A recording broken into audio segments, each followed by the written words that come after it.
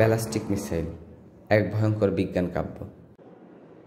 ভাবতো, যদি একটা বস্তু হাওয়ার মতো উড়ে গিয়ে কয়েক হাজার কিলোমিটার দূরে গিয়েও নিশানা ঠিকঠাক ভেদ করতে পারে, যেন জাদুর তীর। কিন্তু এটা তো কল্পনা নয়, এটাই আধুনিক বিজ্ঞান, এটাই মিসাইল। মিসাইলের ইতিহাস আসলে শুরু হয়েছিল ভয় আর প্রতিরক্ষার মিশ্র এক জগৎ থেকে। প্রাচীন চীনে প্রায় নবম দশকে মানুষ প্রথমবার বারুদ দিয়ে রকেট বানায়। এগুলো তখন যুদ্ধের সময় ভয় দেখানোর কাজে ব্যবহৃত হতো। তবে এগুলো ছিল আজকের মিসাইলের দাদু, বড় শব্দ করতে পারত, আলো দিত, কিন্তু লক্ষ্যভেদ করতে পারত না। এরপর সময় গড়ালো। 1800 সালের দিকে উইলিয়াম কংগ্রেভ নামের এক ব্রিটিশ অফিসার বানালেন কংগ্রেভ রকেট। এগুলো একটু উন্নত, কিন্তু এখনো পুরো মিসাইল নয়। তবে আধুনিক মিসাইলের জন্ম কখন? দ্বিতীয় বিশ্বযুদ্ধ, হিটলারের জার্মানি অত্যন্ত গোপন প্রজেক্ট নাম V2 রকেট। নাসার জন্মের আগে বিজ্ঞানী ভের্নার ভন ব্রাউন বানিয়ে ফেললেন ইতিহাসের প্রথম গাইডেড ব্যালিস্টিক মিসাইল। একবার লঞ্চ হলে 300 কিলোমিটার দূরে লক্ষ্যবস্তুতে নিজেই পৌঁছে যেত। সেই শুরু। এরপর USA, চায়না, ফ্রান্স সবাই নেমে পড়ে মিসাইল প্রতিযোগিতায়। আজ মিসাইল শুধু যুদ্ধের হাতিয়ার নয়, স্যাটেলাইট পাঠাতে, বিজ্ঞান গবেষণায়, স্পেস মিশনেও ব্যবহৃত হয়। তুমি জানো কি, যে টেকনোলজি একসময় ধ্বংসের জন্য বানানো হয়েছিল, আজ তা স্পেস এক্স বা ইসরোর হাত ধরে আমাদেরকে মহাকাশে পাঠাচ্ছে।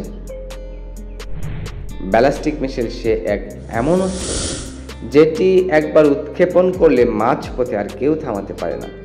ইট ফলোজ দ্য পথ of physics, not forgiveness. Ballistic missile এক বিশেষ ধরনের ক্ষেপণাস্ত্র। তুমি সেটাকে একবার ছুঁড়ে দিলে সে নিজের পথে চলে, গ্র্যাভিটি আর মোমেন্টামের নির্দেশনায়। এর প্রধান 3টি অংশ। ওয়ারহেড, এটি মিসাইলের সেই অংশ যা লক্ষ্যবস্তুতে আঘাত করার জন্য বিস্ফোরক বা অন্যান্য ধ্বংসাত্মক উপাদান বহন করে। প্রপালশন সিস্টেম, এই অংশ মিসাইলকে উড্ডয়ন এবং লক্ষ্যবস্তুতে পৌঁছানোর জন্য প্রয়োজনীয় গতি প্রদান করে। গাইডেন্স সিস্টেম, এটি মিসাইলকে সঠিক পথে পরিচালিত করে এবং লক্ষ্যবস্তুতে নির্ভুলভাবে পৌঁছানোর জন্য প্রয়োজনীয় নির্দেশনা প্রদান করে। এই মিসাইল 3টি ধাপ পেরিয়ে লক্ষ্যবস্তুতে আঘাত হানে।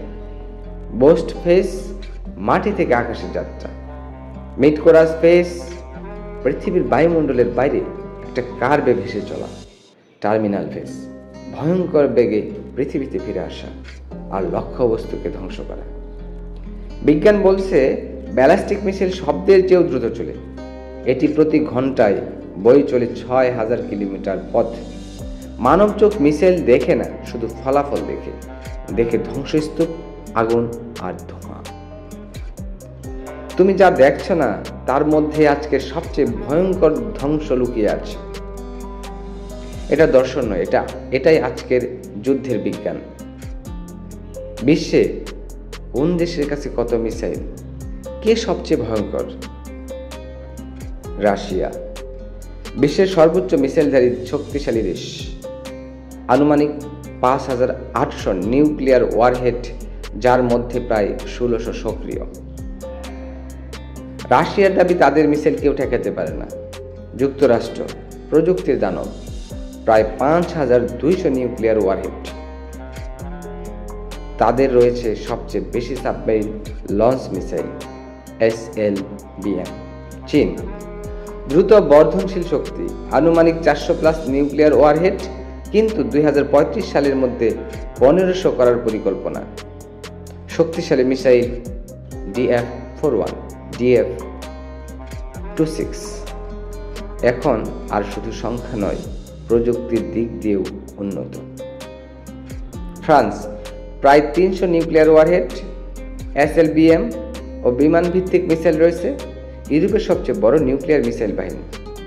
যুক্তরাজ্য প্রায় 250 ওয়ারহেড, সক্রিয় 120টি। শুধু সাবমেরিন লঞ্চ মিসাইলে নির্ভর করে। Trent 2 D5। ভারত আনুমানিক 160 থেকে 170 নিউক্লিয়ার ওয়ারহেড, শক্তিশালী মিসাইল NGV, পাকিস্তান আনুমানিক 160 থেকে 170 ওয়ারহেড, ইসরায়েল আনুমানিক 80 থেকে 90 ওয়ারহেড। এরপরে নতুন শক্তি হিসেবে আছে উত্তর কোরিয়া, আনুমানিক 30 থেকে 50 নিউক্লিয়ার ওয়ারহেড, কিন্তু মিসাইল সংখ্যা অজানা। ইরান নিউক্লিয়ার নেই, তবে দূরপাল্লার ব্যালিস্টিক মিসাইল আছে। কে সবচেয়ে ভয়ঙ্কর? সংখ্যায় রাশিয়া, প্রযুক্তিতে যুক্তরাষ্ট্র, গতিতে চীন, স্থিরতায় ফ্রান্স ও যুক্তরাজ্য, দূরত্ব গতিতে ভারসাম্য ভারত, গোপনতার রাজ্য ইসরায়েল। ব্যালিস্টিক মিসাইল কেবল বিস্ফোরক নয়, এটা হয়ে উঠতে পারে পারমাণবিক আগুনের বাহক। একবার উৎক্ষেপণ মানেই কোটি কোটি প্রাণের ভবিষ্যৎ একদম অন্ধকার। এটার যুদ্ধ নয়, এটা হয়ে উঠেছে অটোমেটেড রিভেঞ্জ। যে আগুন অন্যের জন্য জ্বালাও, তা একদিন নিজের দিকে ফিরে আসবে। রবীন্দ্রনাথের এই লাইন ব্যালিস্টিক মিসাইলের জন্য যেন অমোঘ সতর্কবার্তা। কিন্তু প্রশ্ন হলো, আমরা এত দূর আসলাম কেন? আমরা কি জানিয়ে শেষ কোথায়? Technology without ethics is a devil. প্রিয় বন্ধুরা, এই ভিডিও যদি তোমাদের চিন্তাকে নাড়া দিয়ে থাকে, যদি তোমাদের মনে প্রশ্ন তৈরি করে, তাহলে সেই প্রশ্ন নিয়ে এসো আমাদের পরবর্তী আলোচনায়। কমেন্টে জানাও তুমি কি বিশ্বাস করো, বিশ্ব সত্যি একদিন ব্যালিস্টিক শান্তির দিকে ফিরবে? আর হ্যাঁ, লাইক করো, শেয়ার করো, আর শাকিল স্যারের সঙ্গে থেকে যাও, কারণ আমরা এখানে বিজ্ঞানকে আলোচনা করি গল্পের মতো করে, আর গল্পকে বানাই সচেতনতার আলো।